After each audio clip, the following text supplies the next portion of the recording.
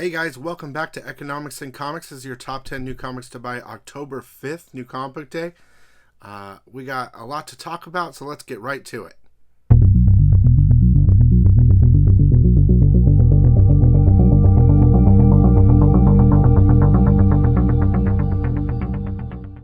Alright guys, as I was saying, we got a lot to talk about. There isn't really that much, but there were some really good reads. I'm going to show you a bunch of stuff, some keys, some spoilers. I have the books in hand. If you're new to the channel, please subscribe, comment, like if you can. You guys came out last week when I told you percentages. A lot of you hit that sub button, not even realizing that you weren't even subbed. So keep it up. Thank you so much. There will be a giveaway this video. We have a We Eat Gods exclusive cover right here. So if someone's going to be winning that, the way to win, just make sure to subscribe and comment something. And next week, you get a chance to win something. All right. Let's start real quick. I'm going to break down. I got a lot of books here, some keys and stuff. But let's just get the cover buys out of the way. Okay? Amazing Spider-Man 1 Facsimile Edition is out. Tomb of Dracula Facsimile Edition's out as well. And Superman 1 Facsimile. That's crazy. I like the Garbage Pail Kids Origins #1 trading card, cover D. And Gun Honey Blood FOC, not the FOC, #2, cover A by Chew. And the FOC, God, I did it again. Gun Honey #1, second print, Art Germ Copic. I will get to more covers, but they are part of the top 10, so we'll get right to it. Now, because I'm filming this right now, I don't get my diamond till Monday or Tuesday. So there's some books that I wasn't able to check out, and it's mostly indies. But I'm going to tell you about them right now before we get to the top 10. Siren's Gate #1. That's the Shannon Mayer book. Sweet Candy Vigilante #1, cover A. Three Keys #1. Junkyard Joe #1. Kaya #1, we'll see how that one goes. I have a feeling that might be okay. Revolvers #1. Actually, did Revolvers come out? Oh, actually, I don't have it yet, so I don't know. Revolvers #1. Dark Ride #1. Unbreakable Red Sonja #1. Miracle Man #0. I kind of flipped through it. I'm not really interested in that book, but that did come out. And that's basically the #1s and zeros, okay? There are a couple books I wanted to talk about real fast before the top 10. We'll start with Savage Avengers 2099 #6. I'm pretty sure this already exists, but just in case. Ultron 2099. Punisher 2099 is already in that, but I think this is going to be some sort of crossover event. I don't know how, but there he is on the last page. Okay. Captain America Sentinel of Liberty #5. There seems to be a lot of first appearances in this, I think. You see kind of the group that's been watching everything. And there's a couple other things in there. Decent read.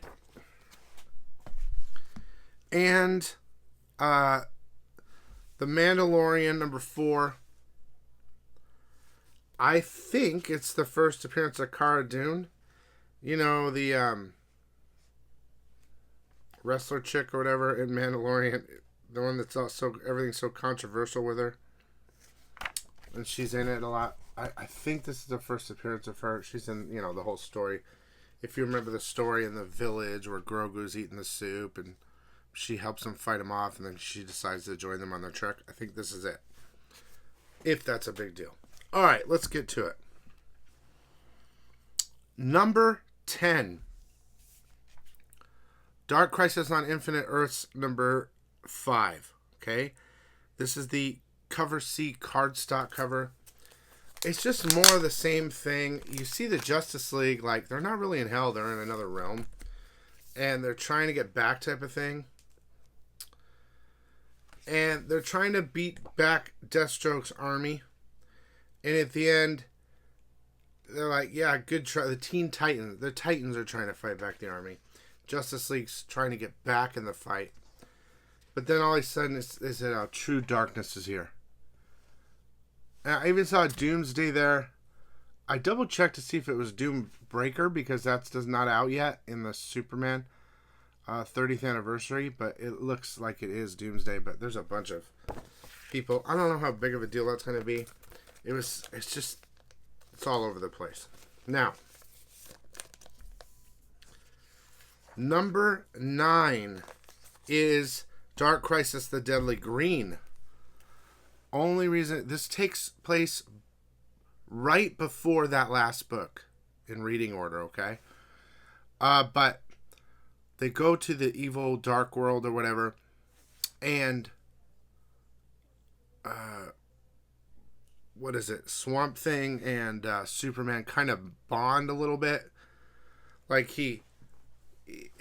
Swamp Thing like wraps himself around Superman because in the other world they really have no powers, and they're trying to keep Superman from the evil darkness, right? Since Swamp Thing's kind of dark already, it's not as hard for him. That's what she said. Okay. Number 8. You're going to be amazed. My list changed quite a bit, and there are some keys this week, but based on the reads, okay? Number 8. This is not only the read, but the cover, okay? The Stefan Sejic cover is sick. There is a 1 in 50 foil. I don't have it with me right now, but that is probably the cover of the week. But it's a great story. She's like tripping hard, like on a acid shroom trip, and she's going back to meet Dr. Jason Woodrow, or he goes, Floronic Man is his name basically. But in this book, he calls himself the Green Man. And it does a little origin story of her and her powers, and it's really a crazy looking read. Okay, but that cover is sick. All right, lots of DC this week. Number 7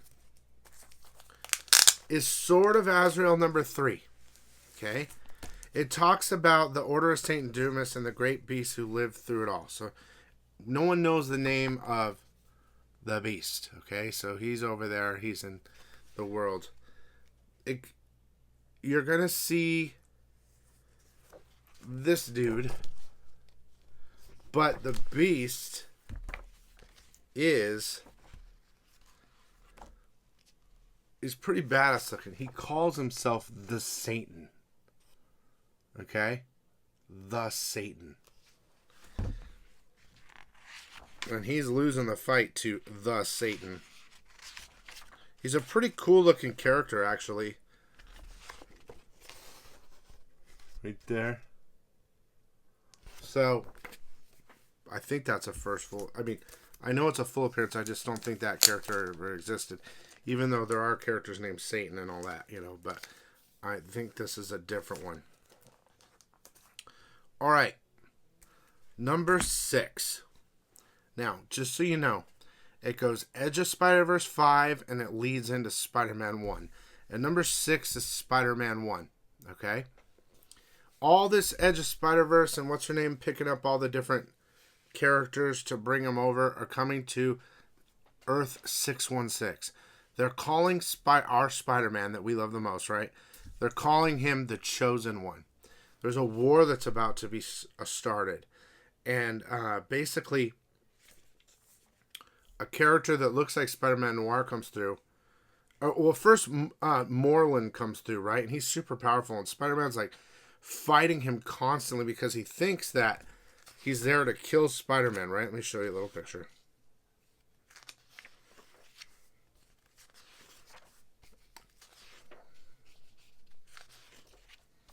Right?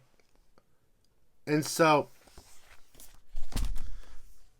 he's fighting him, and all these other characters he's losing, and all these other characters start coming through the Spider-Verse. You have all the different characters, Miles and Silk and everyone. The Spider-Woman comes, and then you see Spider-Man Noir come out, and you think that it's okay. So it says the Peter Parker of Earth 90214, Morrow, right? But actually, it's not him. And he stabs Spider-Woman. with this thing. But it doesn't hurt her. They're like, what's going on? What it actually did was it eradicated her from the web of life. Like completely disintegrated her. And so the sword is very powerful. And he has got like this, more characters is the last page are coming through, right? Spider-Punk and Spider-Gwen, and you can see on their faces how different they are. Okay? So they're basically there, right? To finish off Spider-Man once and for all. Okay? Number 5. Sorry. If this video is weird, guys, it's 3:30 in the morning. And I've been packing all day. And I'm sorry I'm a day late. Okay? But, hey, I had to do what I got to do. Number 5 is Edge of Spider-Verse. Now, we're going to meet the 3 new Spider-Verse characters as the last issue. You have the Craven, what's his name? Spider Slayer or Hunter Spider or whatever. That's what he looks like. That's the ratio. You have the, what's her name? No. Web Weaver, which is the fashion designer, gay Spider-Man. Now, he basically, in this story, he pushes him out of the way. Peter Parker. And he gets bit. He is not Peter Parker, right? One thing I don't really like about this is teen and up, okay? Teen and up, which is what, 13? 13 years old? So, you know, they make a big deal. Yeah, great, we know he's gay, okay? And he's really gay, like he's a fashion designer and all this stuff. Oh, another thing. I believe it's the first appearance of a male Silk. I don't remember a male Silk. Okay. There's a bunch of different characters in this, of course. Along with all the other new Spider-Verse worlds, the characters are different and everything. What I don't like here is... Oh, and by the way, this is a chameleon version. I don't think that's the same chameleon. It's kind of venomy. Anyway, here's what I don't understand. Like, I'm good with it. It's cool. It's not even Peter Parker, which is not that big of a deal. It's a gay Spider-Man. No problem. And then, dude, he makes out with... They throw it in the very last 2 panels. They have to make out. They can't just be gay. They have to make out. And I think that's the male Silk. But this is what's even worse.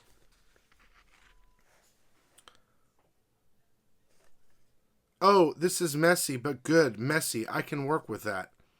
Come back in one piece so we can do that without the mask.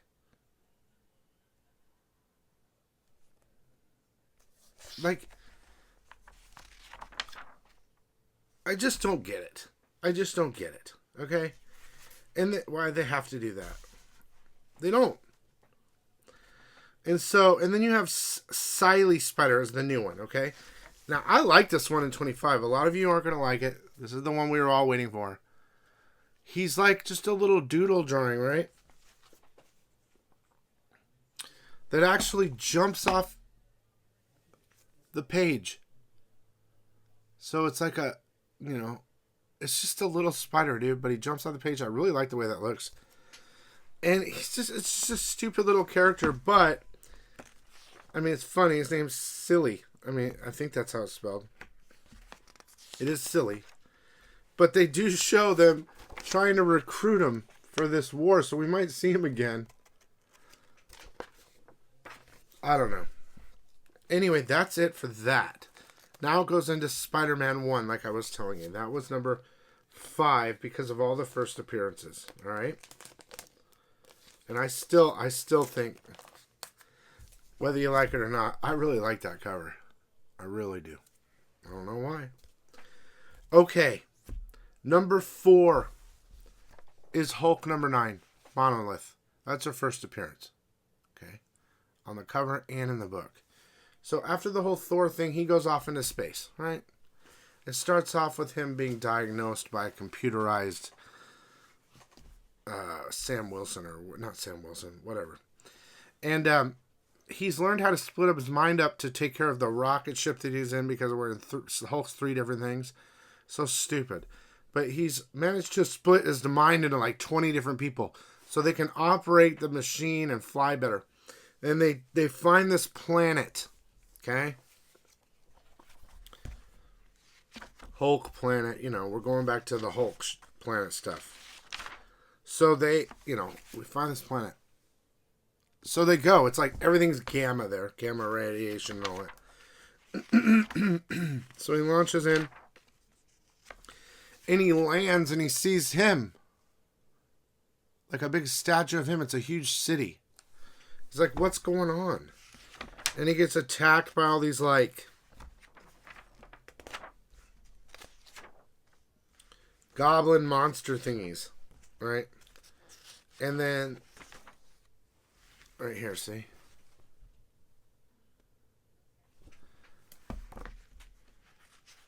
And he's fighting him. And finally the monolith appears. You see a couple different, it's a first full appearance, plus the cover. And she says, welcome home. So we're going to learn more of this Hulk world. And, it's a Hulk planet.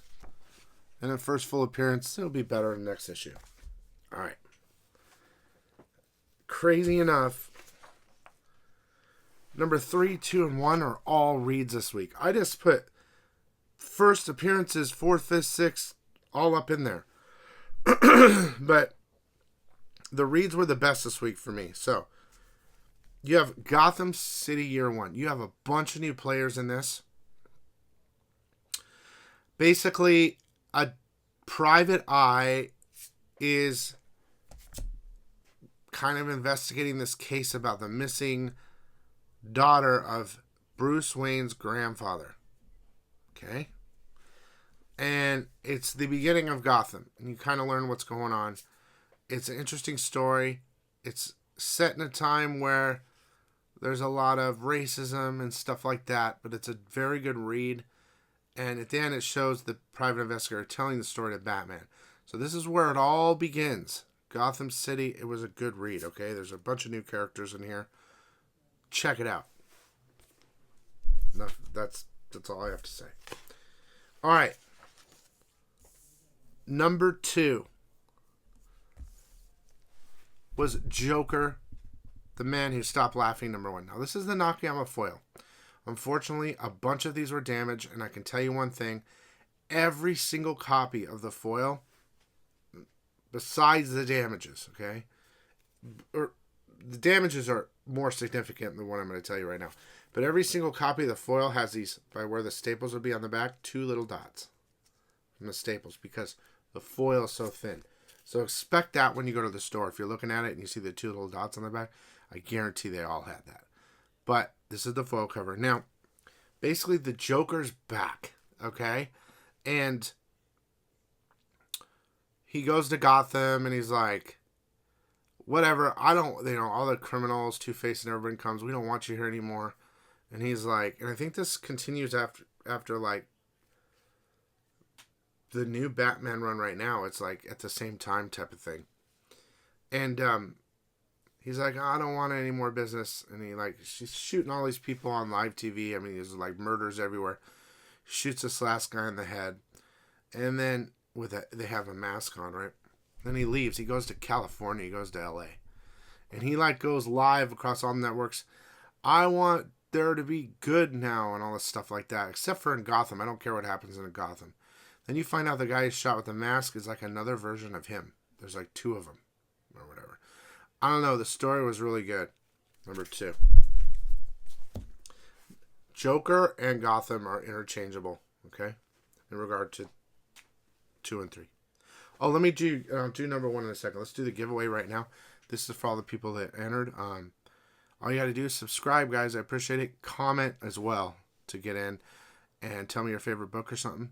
And throw down a like, which would be great. Turn on your notifications, all that good stuff. The winner is John Ramos.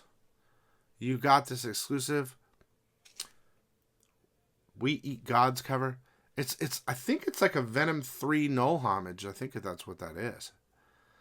But just make sure to message me on Instagram, Economics and Comics, or go to my store, sign up for an account, put your name and address, and then send me an email through there. Hey, this is John Ramos. Okay? Congratulations, John. All right. Number 1 this week is Batman. I don't know what else to say. Batman and Carnage right now are the killers of the group. They're just amazing. I gotta say though, that Gotham and that Joker were pretty good too. But Batman 128, especially the Matina cover of Failsafe. Dude, we learn more about... Basically, we left off last issue, Batman was toast. Superman showed up right in the nick of time, says, get away from my friend. But here's the thing. We know Batman designed Failsafe to kill Batman. If he ever did wrong, basically, my guess from... They still haven't talked about it yet is that because Joker faked his death, or not Joker, Penguin faked his death, and everyone thought that Batman killed him, Failsafe protocol wasn't enacted, and he said he's going to go kill Batman because he broke his rule, right?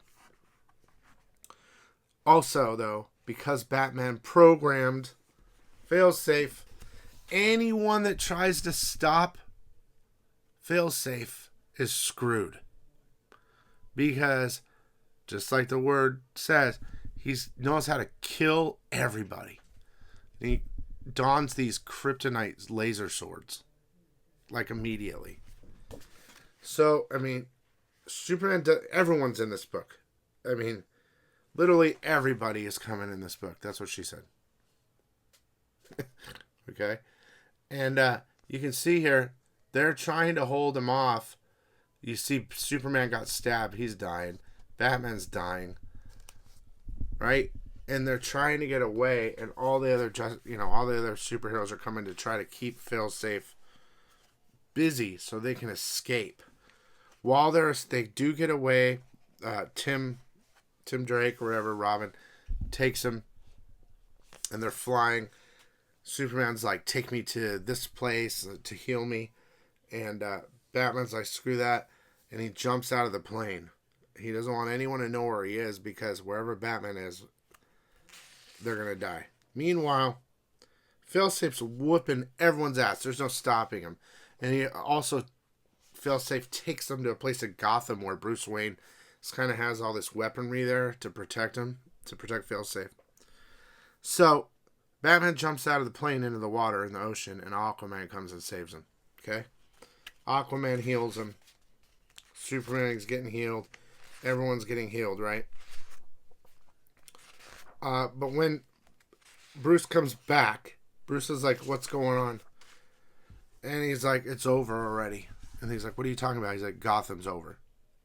Because Bruce has been out for 2 weeks. Like, he's completely destroyed Gotham. He's created, like Ultron does, like, robots to, like, patrol. He's even got, what's her name, the Oracle hooked up.